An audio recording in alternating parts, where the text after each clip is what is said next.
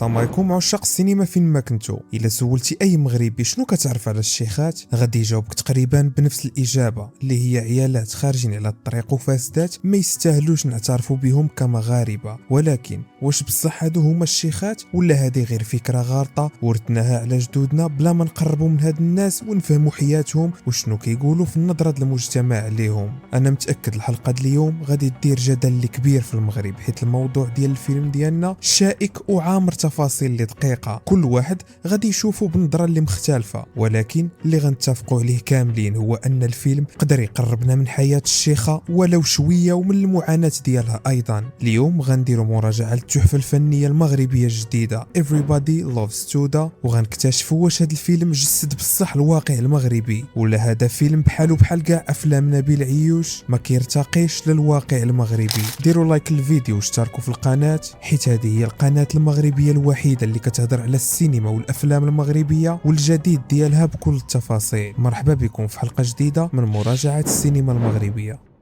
اول حاجه خصنا نعرفوا باللي فيلم تودا من انتاج نبيل عيوش والبطوله ديال نسرين الراضي، هاد الممثله اللي ديما كتبهرنا بالادوار ديالها، وفي هاد الدور بالضبط ديال الشيخه تدربات مع شيخات محترفات لمده عام ونص فين تعلمات الغناء والعزف على الايقاع والرقص حتى هو. هادشي اللي خلاها ترفض بزاف ديال الادوار في الفتره ديال تصوير الفيلم. اما نبيل عيوش خدا وقته في الاخراج ولمده عام ونص وعلى مدار 4 مواسم صور الفيلم على عده مراحل باش يقدر انه يجمع الحركات ديال الطبيعه، تغير الالوان والتطور ديال المناظر الطبيعيه، وبغى يبين باللي هذه الرحله عبر الفصول وعبر البلاد هي نفسها التغيرات في الرحله ديال تودا باش توصل للمستقبل افضل.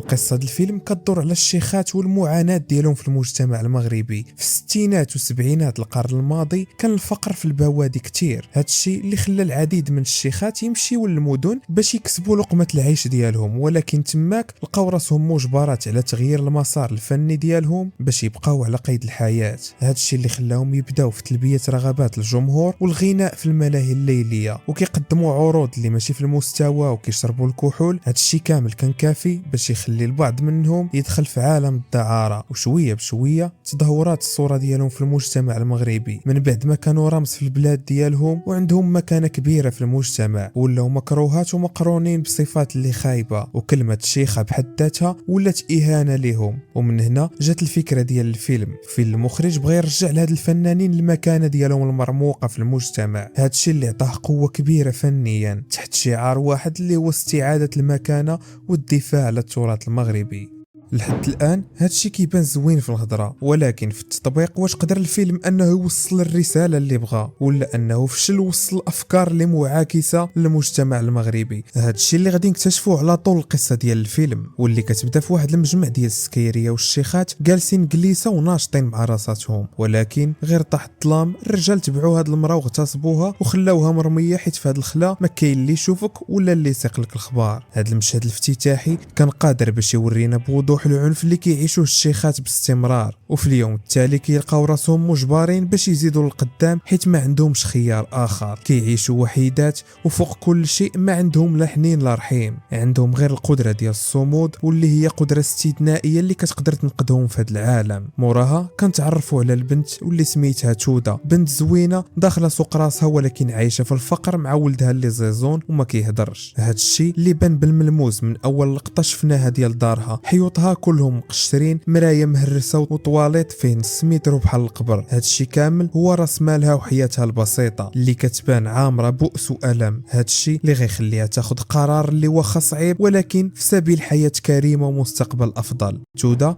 كتقرر انها تخلي البلده الفقيره ديالها وتمشي تخدم في كازا، المدينه اللي اي واحد كيفكر في خدمه كيقصدها بلا ما يفكر. وفي مجال ديال الشيخات بحال ديال تودا الخدمه موجوده والكليان كتير. تودا ماشي بوحدها اللي ضايعه في هذا العالم ديال الفساد، ولكن كاين بزاف ديال الناس بحالها اللي كل واحد فيهم عايش في عالمه الخاص وما عالم به غير الله، واللي كاملين واخا كتختلف حياتهم عندهم هدف واحد، يصوفيو راسهم ويبنيو عائلتهم في عالم قاسي وما كيرحمش الضعفاء.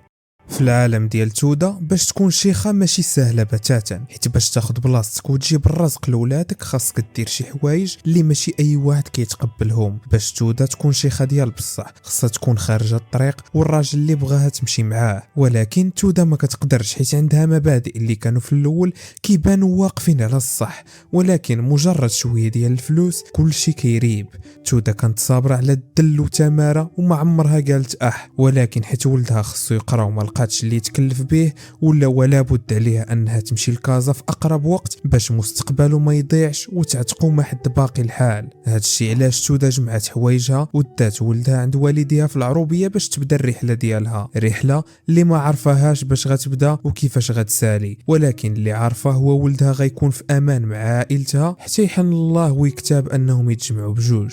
تودا من بعد طريق طويله وصلت للدار البيضاء اللي الشوارع ديالها وناسها كيوحيو باللي اللي جاي اصعب واقوى من اللي كانت تودا كتسناه. ولكن حيت تودا عندها ما تقول في الدومين ديالها ما خداتش بزاف ديال الوقت باش تلقى فين تخدم، عيات ما تدور من بار لبار حتى جات جلسات في واحد الشيشه فين شافت باللي الفرقه الموسيقيه غير كتعزف بلا مغني. هادشي اللي خلاها تنوض قدام مول الشي وتبدا تغني، الشيء اللي خلى الكليان وحتى الباترون ناشطين. وهنا تودا قدرات انها تدبر على راسها ودارت بلاصتها بالزربه وبلا ما تعذب ولا دير مجهود كبير. هنا كنبداو شويه بشويه كنكتشفوا باللي تودا ماشي همها غير تجمع فلوس وتقري ولدها، ولكن كتفكر بعيد حيت ما بغاتش تكون غير شيخه ولكن افضل شيخه كازا وفي المغرب. وهنا اكتشفنا الهدف ديال تودا واللي هو تولي الافضل، الهدف اللي معمر لها راسها وخصها تخدم عليه حيت ما غيجيش بالساهل. تودا كل ما كتحاول تطور من راسها كتلقى كل شيء ضدها، كاع الباترونا كيبغيو نفس الاغاني ونفس الستيل، ولكن تودا باغا الستيل ديالها. هادشي اللي غيسبب ليها مشاكل كبيره مع مول الشيء اللي غيجري عليها، الشيء اللي غيخليها تكون علاقه صداقه قويه مع الكوامانجي اللي في الفرقه. ونهار على نهار علاقتهم بدات كتزاد حيت امن بها حتى دبر ليها في فرصه العمر حيت هو اول واحد كيامن بها وكيعطيها فرصه تبين شنو عندها. في بعض المرات المشكل ما كيكونش منا ولكن كيخصنا غير شي واحد اللي امن بينا باش ننجحوا ونحققوا اي حاجه بغينا.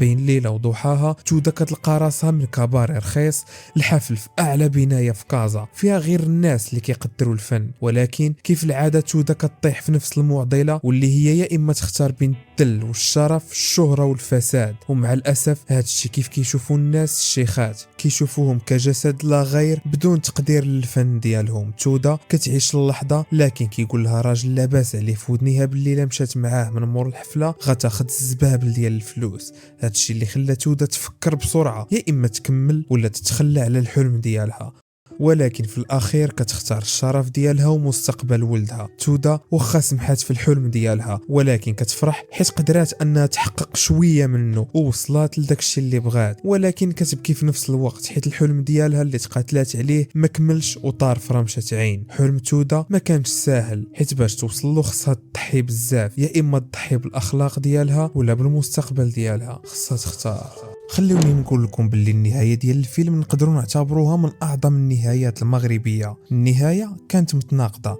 تودا عرفات باللي ايمانها باللي الاغنياء مختلفين كان غلط حيت السلطه د الرجل والفلوس كتبقى الاقوى سواء في طبقات مجتمعيه فقيره ولا طبقات غنيه بحال الحفل اللي غنات فيه. النهايه كانت مصوره بطريقه اللي عبقريه ما كانش ليها المثيل في الافلام المغربيه. 8 دقائق تقريبا كننتقلوا من خلالها من اكتشاف عالم جديد الى الرفض ديالو، من الامل لخيبه الامل. لقطه كامله كتبدا في الشارع كتاخذنا في ليكولوار ديال الفندق كتطلع بينا في 37 طابق كتدور بينا في غرفه الملابس والجمهور وكتبع تودا في ادائها في المسرح حتى الهروب ديالها والنزول في المصعد. اللقطه اللي تصورت بدون توقف وراتنا وعيشاتنا الحاله النفسيه والعاطفيه اللي كتعيشها تودا في ديك اللحظه باش نحسوا بها ونعيشوا الدور اللي كتعيشوا. تودا ما كانتش غادي تكون بهذه الشخصيه والقوه ديالها من غير الولد ديالها ياسين اللي ممكن انها نقولوا كتغني غير بسببه. ولدها الصغير واخا ما كيسمعهاش كتغني ولكن كيحس بها وديما معجب بالاداء ديالها. علاقتهم كتجاوز الكلمات، داكشي كامل اللي كديروا على قبله غير باش تعطيه مكانه في المجتمع، المكانه اللي ما قدراتش ديرها لراسها. فيلم تودا هو فيلم اللي قدر يناقش موضوع مهم في المجتمع، ولكن بغيتكم نتوما اللي كتفرجوا كاملين تخليو لي الرأي ديالكم في التعليقات. واش كتشوفوا باللي الفيلم قدر يورينا باللي الشيخة جزء من الثقافة المغربية، ولا العكس الشيخة هي شخص خارج على الطريق وما كيستاهلش يكون من المجتمع ديالنا المحافظ؟ وكانت هذه هي المراجعة الفيلم ديالنا اليوم. وإلا بغيتو أي فيلم آخر نهضر عليه خليوه ليا في لي كومونتير. إلا بغيتي تشوف مراجعات أفلام أخرى ما عليك إلا تدخل لهاد البلاي ليست. كان معكم حسام من مروكن موفيز أركايف، نشوفكم في الفيديو الجاي. تهلاو.